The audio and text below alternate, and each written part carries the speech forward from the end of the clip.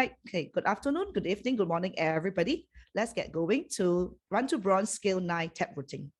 I think many people don't really understand this word taprooting because it's a technical term in this business, and that's perfectly all right.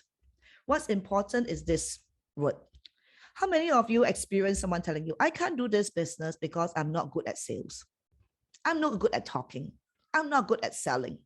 Therefore, I can't build a big network marketing business. That's not true because this business is not selling. It's not about being a good salesman. I have seen people who are very good at selling, but they can't build a big organization. I have seen people who are not good at selling, but with 20, 30 people on level 1, they can build a very big organization, right? What is the difference? The difference is taprooting. So this is a fantastic video. It was done in 2020 Webvention. I have gotten a copy of it and I put it on YouTube. So this is the link. Take a screenshot of it. I have heard this at least 3 times. Every time I hear this, I learn something new. If you only apply everything Trish says in this 18 minutes video, you would have been very successful. I'm not kidding. I mean it. In fact, after I heard this video again today, I said, why should I be preparing a presentation when all you need is Trish 18-minute video? I was feeling I'm feeling very lost actually. But yeah, this is very good. So let me summarize for you what she says. When you build wide, your width is your income potential. So Trish has not yet expanded the maximum width of a seer. She has not yet hit the maximum capacity of the comp plan, and she's already taking about 200 over $1,000 US a month. So the maximum comp plan is bigger than that. So her advice is to start with 20 people as soon as possible. It's the same advice that Malcolm Swart gave, because when you can reach about 20 people, 20 associates, you will be about a bronze. You'll be definitely rank up at bronze. Will you be paid at bronze regularly? I don't think so, but it's a very good base to start. Then when you have wide, you want to build people deep. When you can build generations, sponsorship levels generation. This is not binary tree. This is sponsorship tree depth. If you can build people down the depth, you have security in your business. Why? Somebody can walk out, there are people below. Someone can walk out below, someone on top is on it. All right, so you're building security. And you will realize that in the big business, maybe about 80, 90% of people are users and connectors. Your builders are very few. I went up to bronze not having really a builder. I went up to gold, maybe with 2% doing super part-time. Not even very sure how far they want to go. I went up to diamond with maybe about 2 golds, who are still not very sure they want to stop there and be happy with the money. I went up to triple diamond with 2 platinums.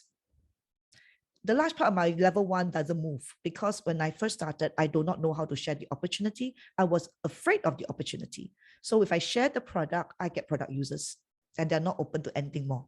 Okay, but that's what most of us start with as well. So most people will be a connector.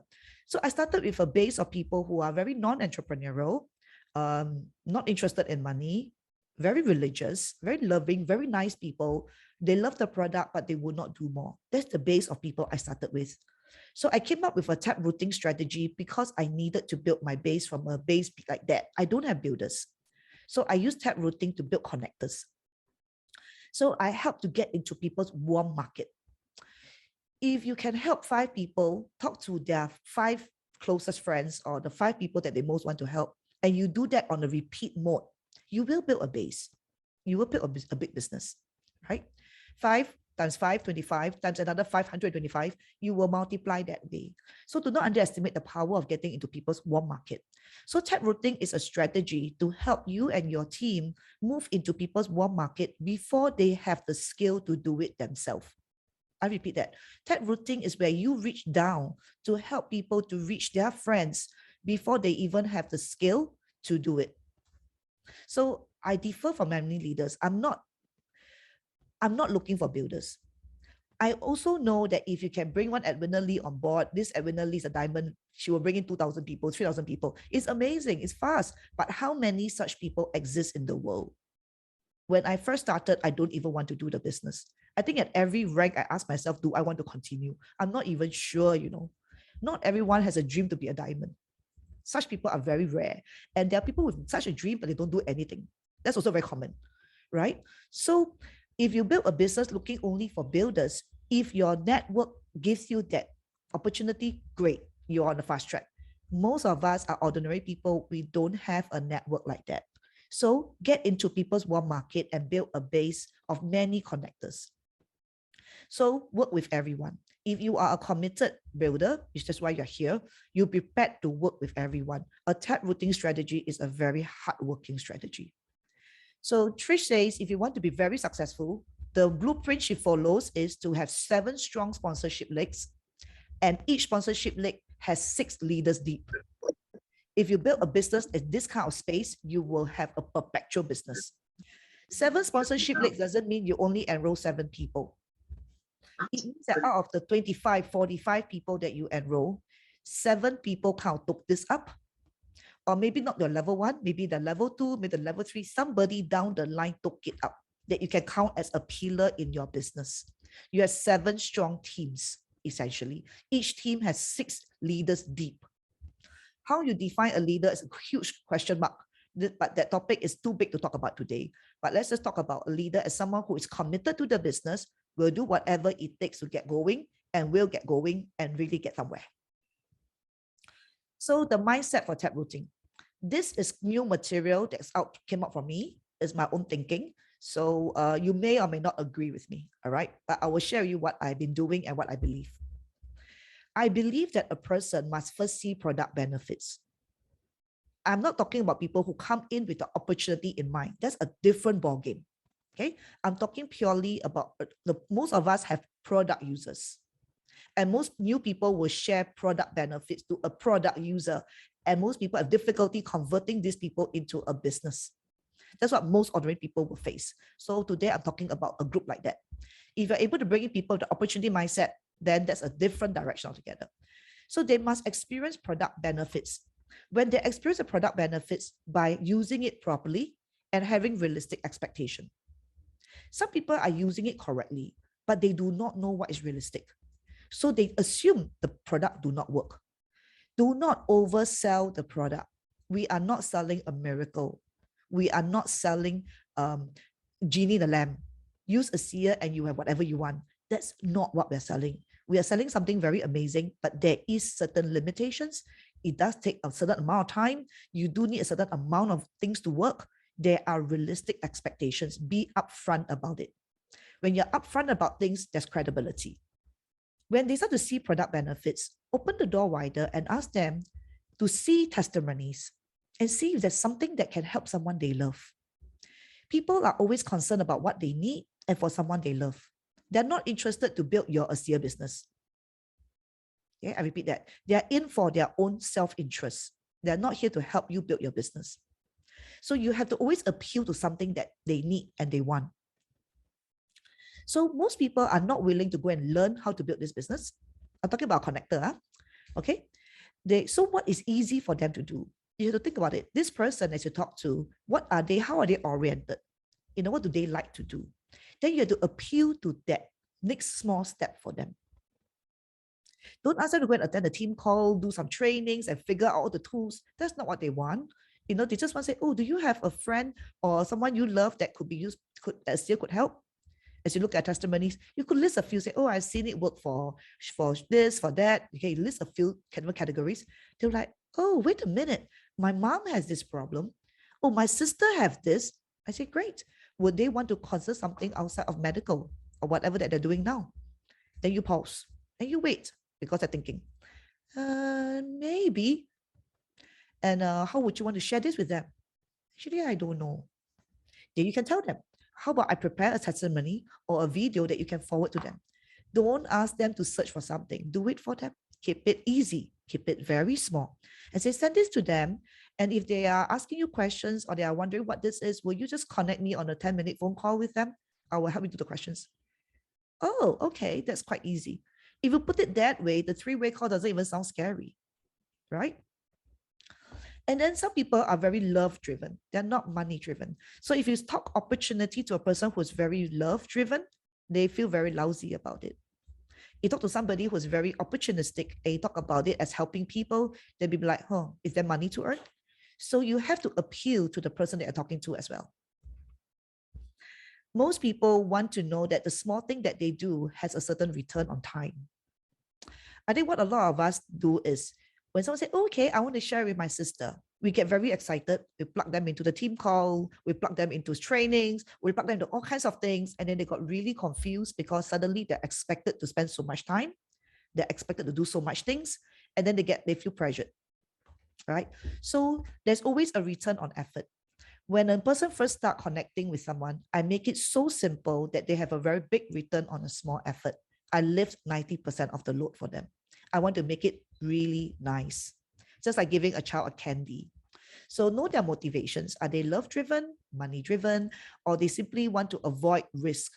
I don't want to share something that people think I'm selling.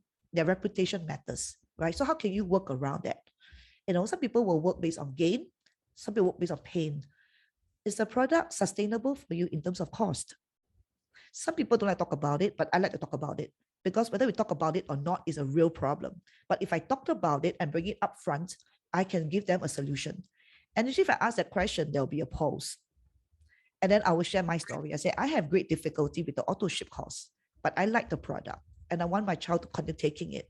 So I realized that 6 preferred customers could help me cover my auto ship. So if you have 6 people that you think needs the product, I will be very happy to help you with it. And this is how I will help you. That's my script, okay, to help people get started. So success breeds success. If they share with one person with your help and they found that you did it well, their friend likes you, nobody was offended, the friend has good product benefits, is a positive reinforcement. That one success will make them feel like I wanted to help another friend with your help, right? So give them one small success. So when someone first starts sharing, I make sure it is successful, painless, and very wet. It's a nice feeling. It's important. And please don't treat this person as a builder yet. If you plug them into everything, they will run far away from you because they're going to feel so pressured. Just treat them as a connector. Don't give them any pressure. Just make it very casual. Well, if you need me, call me. If there's someone that you think about, I'm always here. But I will ask them, can I plug you into a broadcast list where I could send you testimonies often? Or if you want to read it on your own in a healthy self, you can do that by yourself. Or would you like to be kept abreast of information? So if they say, yeah, sure, send me. Then I'll put them in a broadcast list where I forward something perhaps once every 2-3 days. I try to do it every day, unless that group is very intense. If they are that intense, I put them in my team chat. So product benefits is the cornerstone of this entire program for me.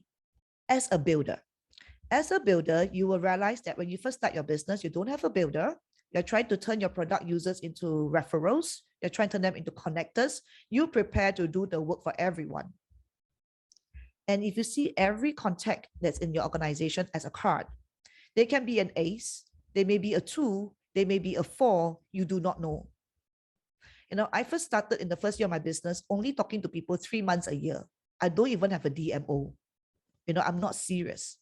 But who would imagine that someone who's not serious, have tons of baggage, will one day become a triple diamond in 4 years? You do not know. Some people don't look like a rock star in the beginning. Some rock star never developed. They sound like a rock star, but they never go anywhere, right? So this is a business where you never know what the card really is at the underneath. So you flip every card. If you flip this card and this person bring 2 person in, great. This person referred you to 1 person, great. Perhaps from this 1 person, you lead to 1 person, will lead to 1 person, will one day become the jackpot. So you want to flip every card to find that person that you can work with. And in the process, you get a lot of product users, which is volume for you. For a new person, that kind of volume will get you to D300, D700, get you to bronze. So it is a lot of work. I have people who try copying my strategy and they complain, oh my God, Edwina, I'm doing so much work. And people in the middle are earning money for the work I did. And they didn't even do anything because you're taprooting. So if a level 1 refers someone to you, you talk to that person, they become level 2. Level 1 earned the preferred customer bonus. Level 1 earned the fast start bonus, but you didn't get much. You got binary volume. And then you help level 3, and then now level 1 and 2 are earning everything, and you get nothing. Or you get very little. This is reality. Taprooting is like that. That's why not every people want to do taprooting. Okay, so accept that many people will rank advanced and earn passive income. I'm mentoring some people right now that are ranking up, but the person in between has been earning a happy passive income of $500 to $1,000 every month without doing anything at all, right? I am happy for this person. I am, because another family is blessed by a seer.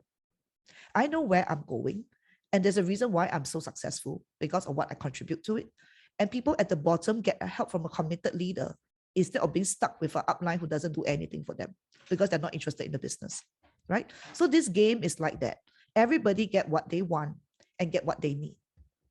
So you got to trust the comp plan that if you do the taprooting process, you will build sponsorship legs, wide and deep.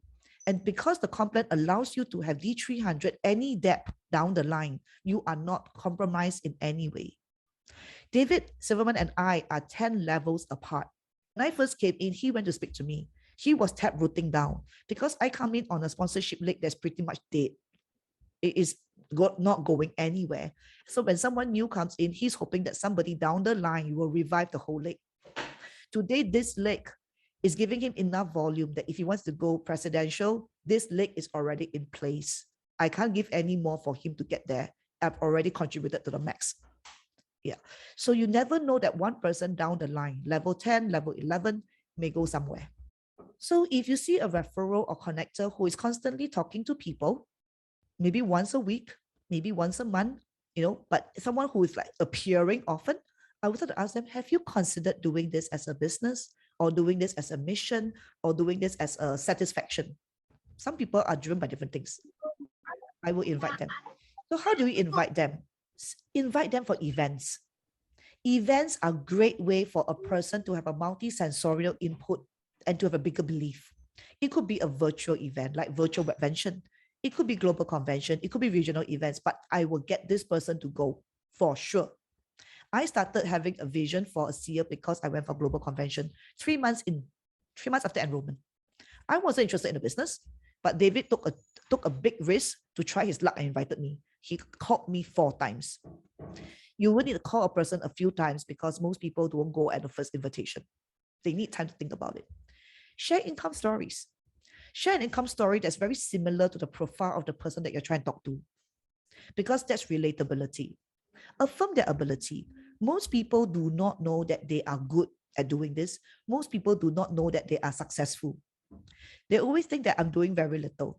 The joke is my best people always think that they are not good enough.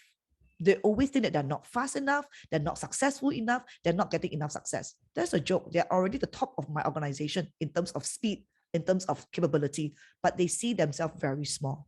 So affirm them. People will live up to your expectation.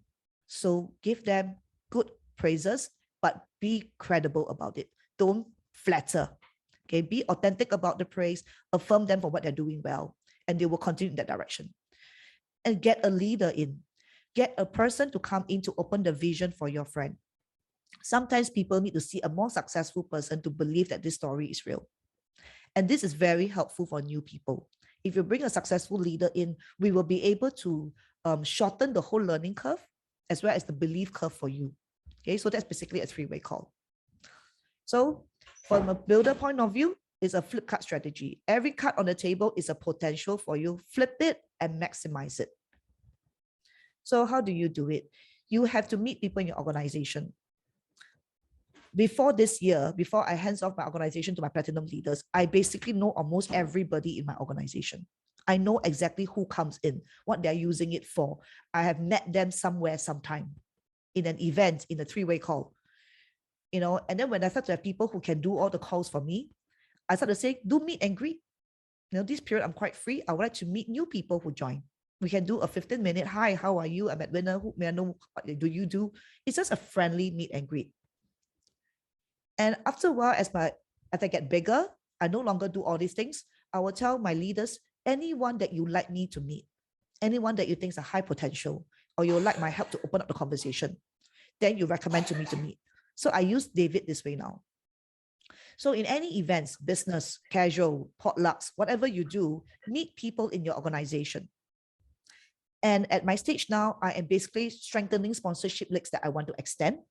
When I want to support a new leg that's very weak, I will meet everyone in that leg. So like when I mentor new associates, I will want to know all the people that they're talking to, all the people that they're signing up. I want to make sure that they're successful in their product usage, they are successful in referral, they're successful in every three-way call. I will give tremendous attention on those, right? So where you give your attention is where you will build. So it's about meeting people. This is a very people business.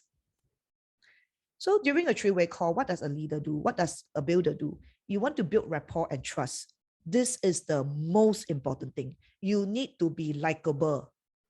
Before you can be knowledgeable, you need to be likable. You need to be trustworthy. So establish that. Get to know them. Don't be too eager to give them a lot of information, because the tools in the seer will give the information even if you don't.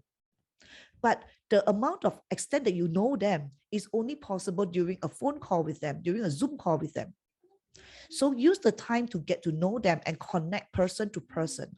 Don't worry about the information. You can always finish a call and say, yeah, about the question that you asked me just now, what is redox? I will get you a 10 minutes video to explain that.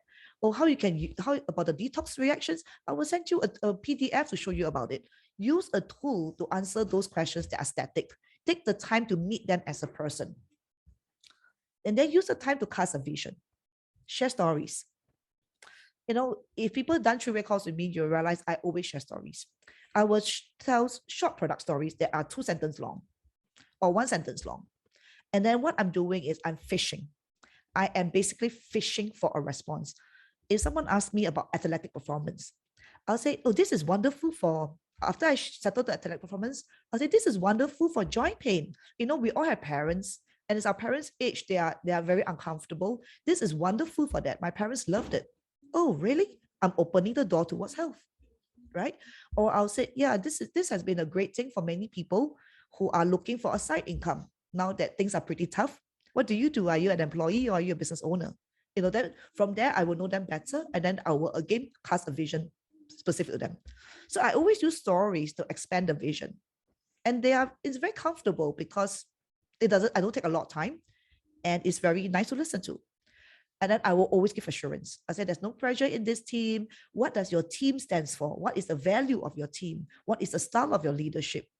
A person will want to know a builder or a leader and feel that I like you, or I like what you stand for, or what you don't stand for. So this is a very good time to also make that clear, right? And then basically, as we talk, it's a two-way conversation. It's not one way. It's not monologue. I will ask, so, now that we talk about this, who do you know that maybe will have an issue like that? Or like if I talk to a guy who had great experience with muscle aches using the Renew Gel, I say, hey, you bike very often. Do you bike with people? Oh yeah, I have a biking group. Do you think they will appreciate this as well? Yeah, I think so. I will probably try it first. And then if I use it well, they will ask me. Well, they may not ask you, but if you ever want to share it with them, you can call me for help. Or I can send you a tool that you can forward to them. Would you like that? I will always ask, would you like that? Because I'm fishing for a response. The response will tell me if they are interested. Yeah, I would like that. I said, great. By the way, I have a toolbox. I have a team infrastructure. I will use a Zoom and I'll share screen. I'll say, I have this. Will this be interesting to you? Some people find this very overwhelming. Some people love it that they have it all at their fingertips. And then they go, and then you will know the response. Oh, no, this is too much for me. Oh, this is fantastic. I love it. How can I get hold of this? So then you start to figure out what kind of person they are. So when you work with them in future, you can customize to them. A person who's easily overwhelmed, I do a lot for them. They say, just call me when you need something from me. I will send it to you.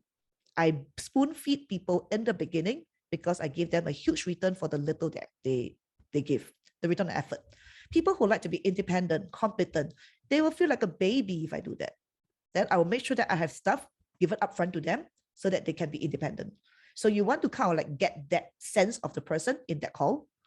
And then I will establish follow-up and support at the end of the call. I say, all right, given our discussion today, this is what I'm going to do. I recommend that we do a team chat, a group chat just between you, me, and your friend, so that I can follow up with you because your friend is not in this business, but I am, and I will be there to support you for all your questions. Would you like that?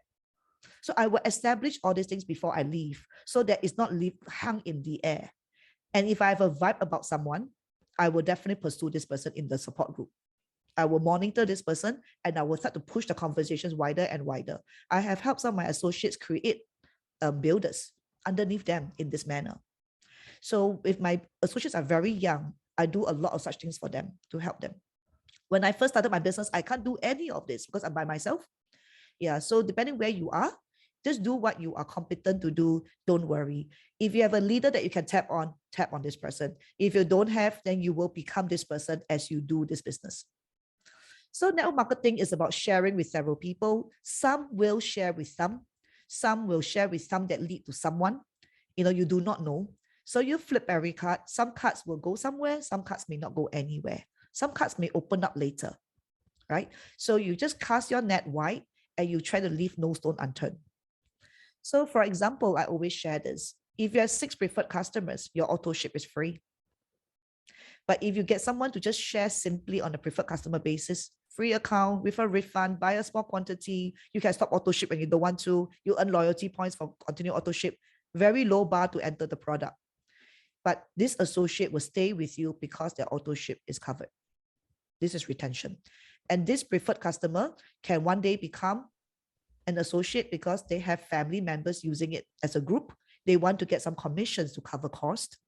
It's a family group of users. They may still be a heavy product user, but you start to get your first associate. I started my business without a business builder. I started this business without wanting to build a business. I'm purely a product user trying to find cost coverage. And then I have people who are exactly like me. We attract the person that we are actually. I built a business from this model. Product users just trying to find money to cover costs without doing the business in a very intentional way.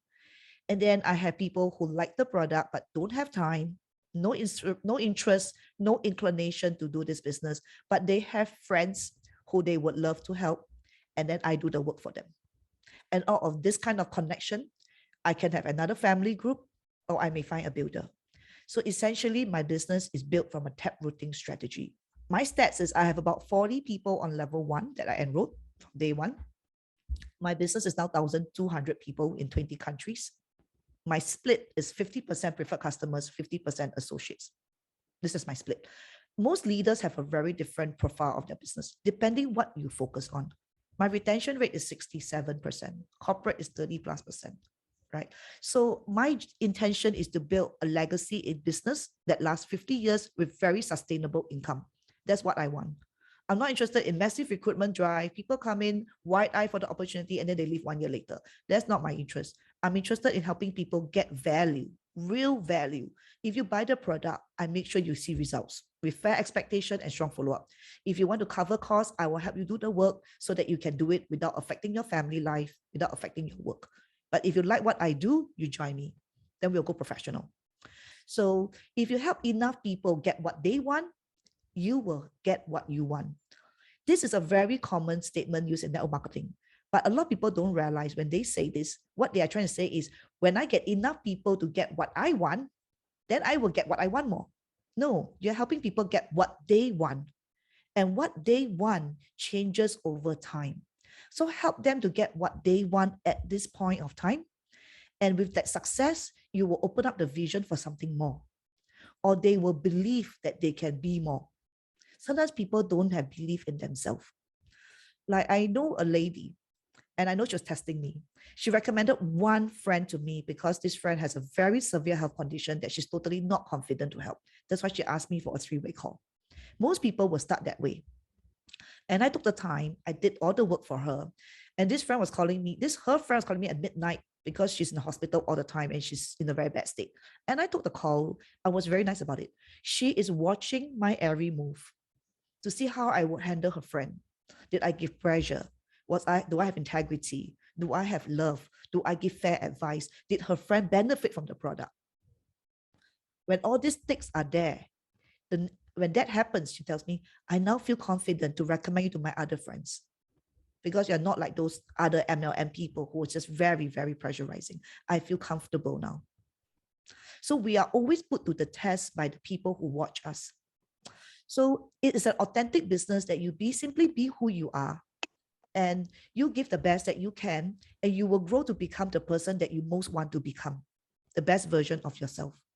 And people will be inspired by that. Inspiration comes when we become. Yeah. And then you will help other people to start to believe and dream that they can also do that.